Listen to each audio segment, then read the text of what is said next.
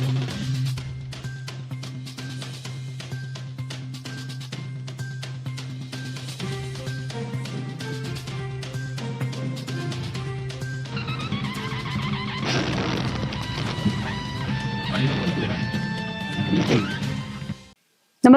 आपण पाहता हिरकणी न्यूज.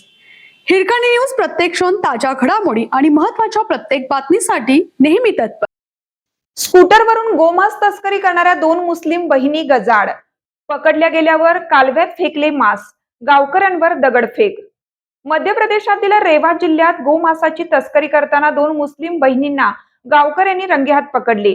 कोंडीत सापडल्याने मुस्कान खान आणि रुबिया खान यांनी गोमांसाचे भरलेलं एक पिशवी कालव्यात फेकून दिली आणि त्यानंतर गावकऱ्यांवर दगडफेक करण्यास सुरुवात केली.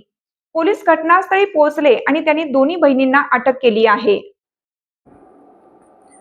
माध्यमांच्या वृत्तानुसार 28 जून 2026 रोजी गोविंदगड पोलीस ठाण्याच्या हद्दीतील अमृती गावातील रहिवासी असलेल्या 23 वर्षीय मुस्कान खान आणि 20 वर्षीय रुबिया खान गोमांसाची तस्करी करण्यासाठी निघाल्या होत्या.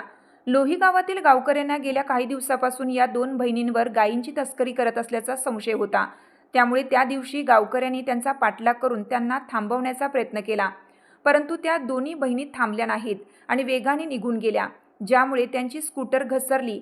अटकेच्या भीतीने त्या दोन्ही बहिणींनी त्यांच्याजवळ असलेले गोमांसाची पिशवी कालव्यात फेकून दिली. गावकऱ्यांनी आपल्याला घेरलेलं पाहून त्यांनी त्यांच्यावर दगडफेक केली. या दरम्यान हिंदू संघटनेचे कार्यकर्ते असलेले शेतकरी आनंद सिंग बघेल यांच्या डोक्याला गंभीर दुखापत झाली आहे.